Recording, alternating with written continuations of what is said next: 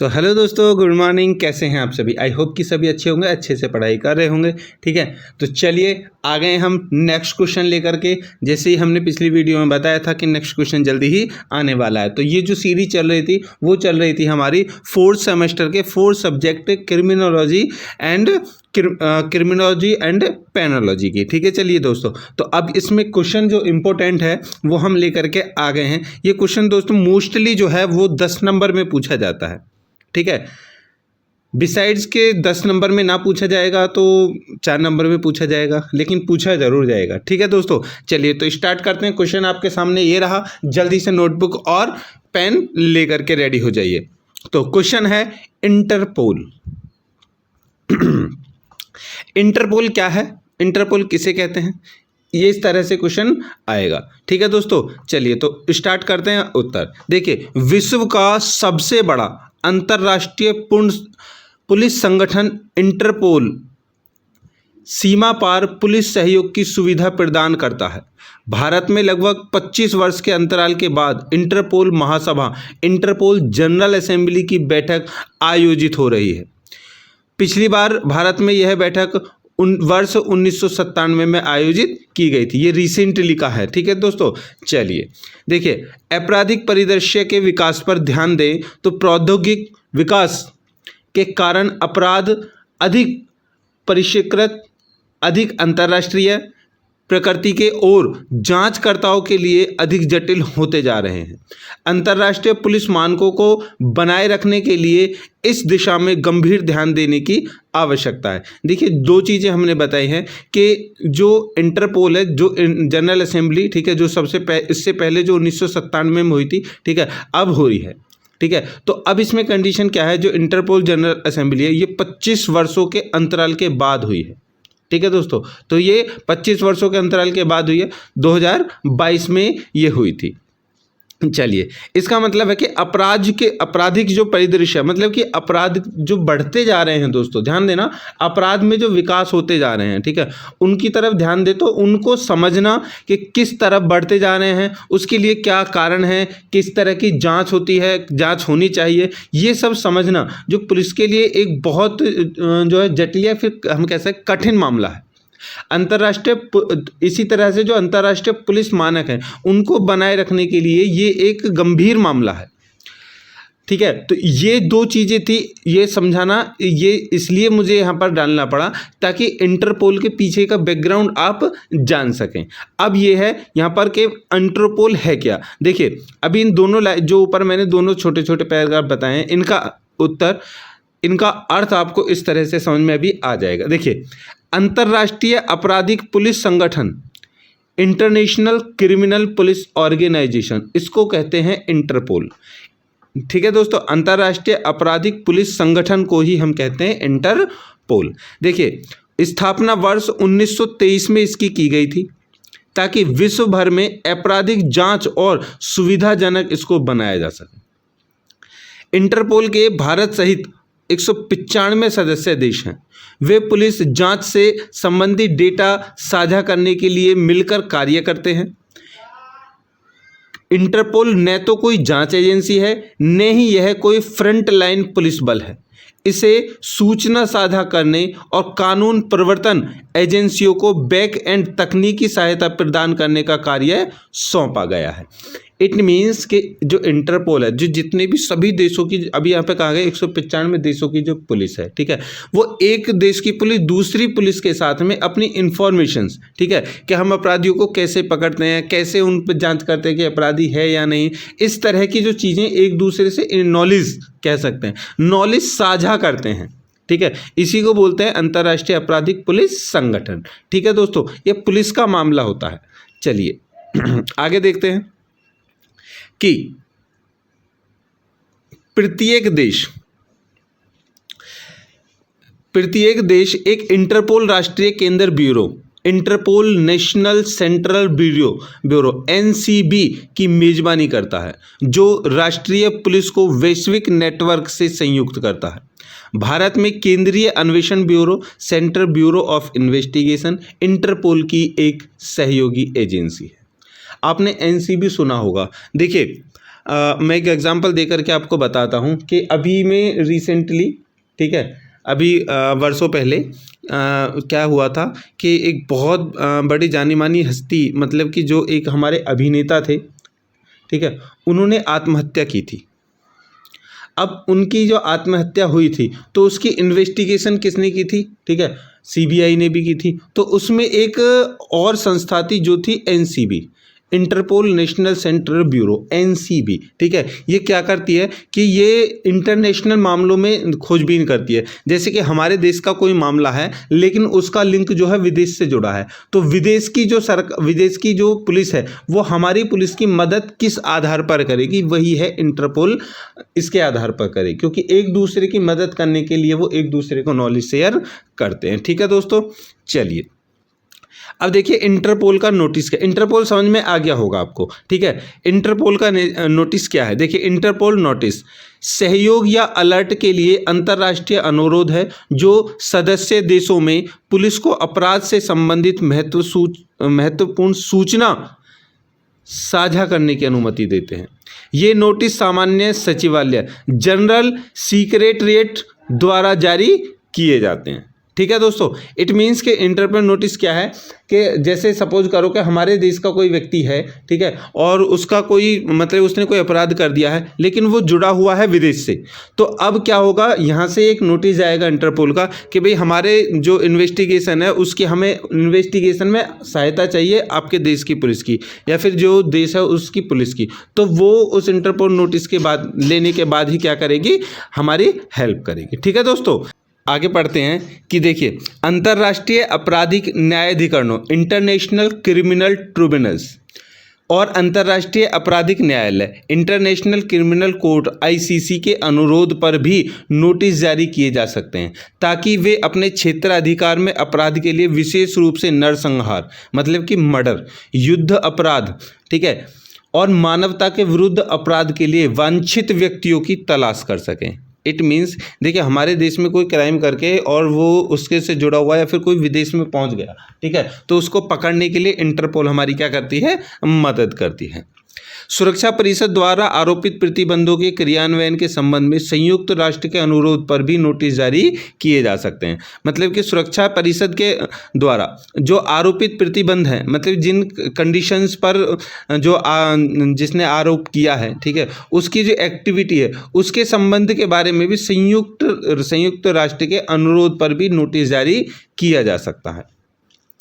आगे है वैश्विक पुलिस व्यवस्था के समक्ष विद्यमान चुनौतियों, त्वरित प्रौद्योगिकी, चुनौतीपूर्ण नीतियां, अगले दशकों में डिजिटलीकरण की वृद्धि, हाइपर कनेक्टिविटी और डेटा की मात्रा में घातीय वृद्धि की विशेषता होना संभावित है।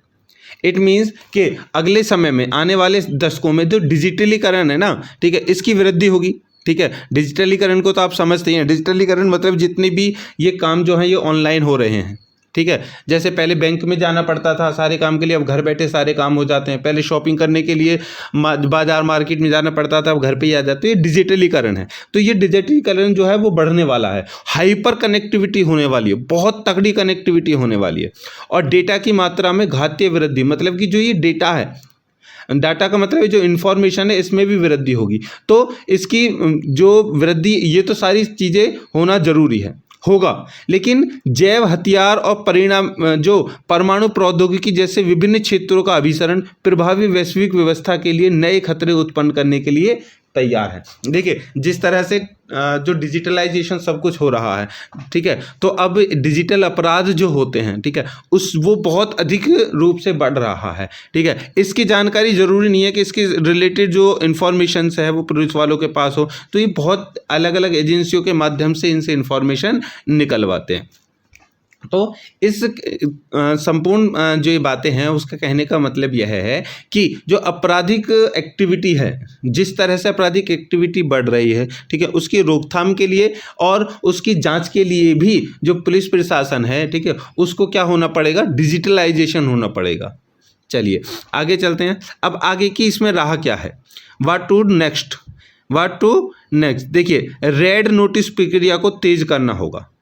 देखिए ये जो इंटरपोल है ना दोस्तों, ठीक है। इसमें ये जो इंटरपोल है ये क्या करती है कि एक दूसरे देशों के अपराध को ख़त्म करने में मदद करती है। इसमें एक नोटिस होता है रेड नोटिस। अब ध्यान रखना, जो रेड नोटिस है ये 4 नंबर का क्वेश्चन भी आ सकता है, इसलिए मैं यहाँ से बता रहा हूँ, ध्यान रखना। रेड नोटिस प्रक्रिया को तेज करना, ये क्या होता है? देखिए, ये होता है कि भगौड़े अपराधियों को रेड नोटिस जारी करने की प्रक्रिया को तेज करने के लिए इंटरपोल के नोटिस तंत्र में सुधार किया जाना चाहिए, ताकि यह संदेश दिया जा सके कि भ्रष्ट आतंकवादी और ड्रग कंट्रोल कोई सुरक्षित आश्रय नहीं हो सकता। देखिए, रेड नोटिस क्या है? देखिए, अभी विजय माल्या, नीरव मोदी और ऐसे बहुत सारे लोग हैं जो विदेश भाग गए, ठीक है। तो इनके खिलाफ इंटरपोल जो है वो एक रेड नोटिस जारी करता है, ऐसे लोगों के खिलाफ एक रेड नोटिस जारी करता है। जैसे हमारे देश में, जैसे देश की बात कर लीजिए, हमारे देश में कोई अपराधी है, ठीक है, और वो भाग जाता है, तो उसके खिलाफ वारंट इशू कर दिया जाता है, ठीक है, कि जहां भी वो मिले उसमें तुरंत गोली मार दो। तो ये वारंट होता है ना, ठीक है। तो यही वारंट जो होता है, अगर ये इंटरनेशनल लेवल पर इंटरपोल के माध्यम से शेयर किया जाए, ठीक है, तो उसको बोलते हैं रेड नोटिस। समझ में आ गया दोस्तों? चलिए आगे है पूर्व अभिज्ञान एवं चेतावनी प्रणाली, जो इंटरपोल से संबंधित है।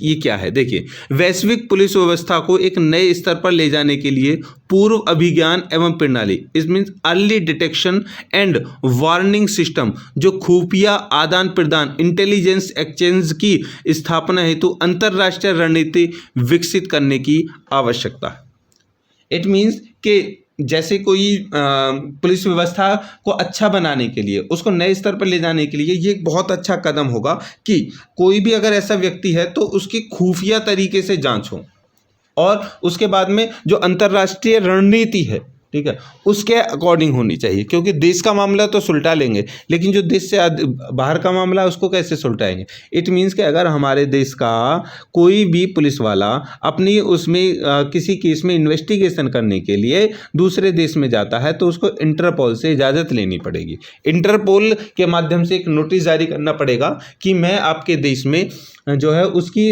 जांच करने के लिए आया हूं, ठीक है। तो इसमें क्या होगा, ये चीज़ें जो है वो सीक्रेट तरीके से होनी चाहिए, ये वो कह रहा है। और जो इंटेलिजेंट है, ठीक है, जो खुफिया है, वो अभी अपनी इंफॉर्मेशन को क्या करे, वो कह सकते हैं कि वो अपने पास में ही रखे, ठीक है, उसको उजागर ना करे कि हाँ भी फलाने देश से एक व्यक्ति आ रहा है और वो पुलिस वाला है, इस केस में वो आ रहा है उस अपराधी में जांच करने के लिए, तो जो भी उससे जुड़े हुए लोग हैं वो सब अलर्ट हो जाएंगे, ठीक है।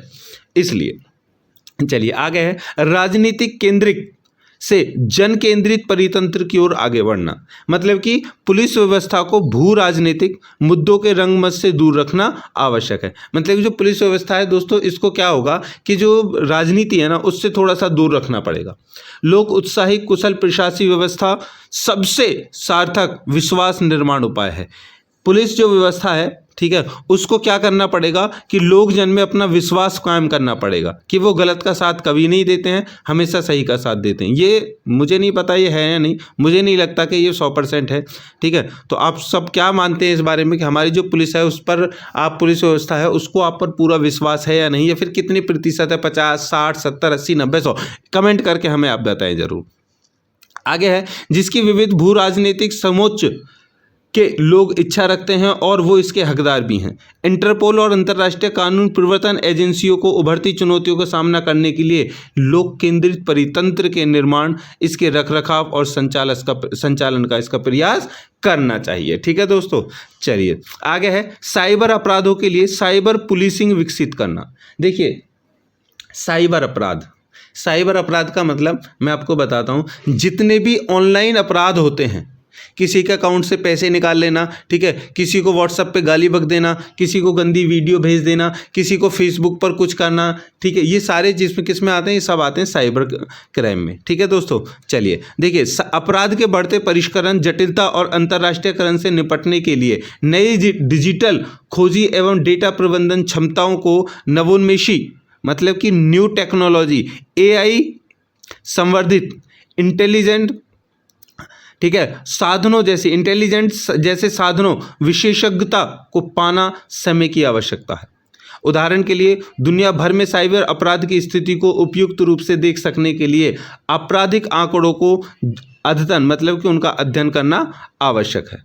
सहकार्य की वृहत्तता आवश्यक है। सहकार्य मतलब कोऑपरेशन, मतलब कि एक दूसरे के साथ में कोऑपरेट करके, ठीक है, उसको क्या करना है, आवश्यकता है इसकी पूर्ति के लिए अंतर्राष्ट्रीय पुलिस सहयोग मतलब कि इंटरपोल का विकसित होना और एक दूसरे से अधिक गहनता से संबंध होना आवश्यक है। भारत के लिए इसमें क्या अवसर हैं? देखिए, भारत अब एक स्वीकृत प्रौद्योगिकी महाशक्ति है। स्टार्टअप में एक बड़े और युवा प्रौद्योगिकी उन्मुख कार्यबल के भारत में जनसांख्यिकीय लाभांश का उपयोग सुरक्षा संरचना के उन्नयन और विश्व के लिए प्रभावी पुलिसिंग मानकों को स्थापित करने हेतु किया जा सकता है। सीबीआई प्रशिक्षण अकादमी द्वारा संचालित क्षमता निर्माण कार्यक्रमों के माध्यम से भारतीय कौशल विकास संसाधनों का उपयोग अंतर्राष्ट्रीय पुलिस बिरादरी, विशेष रूप से एशिया और अफ्रीका में कानून प्रवर्तन एजेंसियों द्वारा समय समय पर किया जाता रहा है। ठीक है, और उनमें क्या करना चाहिए कि जो हमारे देश का पुलिस प्रशासन है उनको भाग लेना चाहिए। जितनी भी जो विदेश में जो पुलिस है, ठीक है, वो क्या क्या टेक्नोलॉजी यूज़ कर रहे हैं, किस तरह से उनके जो अपराधों को पकड़ने के जो तरीके हैं, उन सबको सीखना बहुत ज़रूरी है। ठीक है दोस्तों, चलिए, तो ये था हमारा क्वेश्चन इंटरपोल। ठीक है, आई होप कि आप समझ गए होंगे इंटरपोल क्या है, और ये 10 नंबर में आए या फिर 4 नंबर में, इसका आंसर आप देने में उसके बाद कैपेबल हो सकते हैं। आप अपने ऊपर भरोसा रखिए। अगर कहीं से कोई चीज़ में आपको कमी दिख रही है या फिर कुछ माइंड पे सेट नहीं हुआ है, ठीक है, क्योंकि ये एक डिजिटल वाला जो क्वेश्चन है, तो जो हमारे मतलब कि मोस्टली लोग जो होते हैं जो नहीं डिजिटलाइजेशन है, मतलब डिजिटल माध्यम से नहीं जुड़े हैं, तकनीकी से नहीं जुड़े हैं, उनको समझने में इस क्वेश्चन को थोड़ा सा विलंब लग सकता है। इसलिए उनसे मैं रिकमेंड करूंगा एक बार फिर से वीडियो को रिपीट करके देख लें, उसके बाद डेफिनेटली आप कैपेबल हो जाओगे इस क्वेश्चन का आंसर देने के लिए। ठीक है दोस्तों, तो लाइक कर दीजिए हमारी वीडियो को और शेयर सब्सक्राइब करना बिल्कुल ना भूलें। मिलते हैं नेक्स्ट वीडियो में, तब तक के लिए bye bye, tata, see you.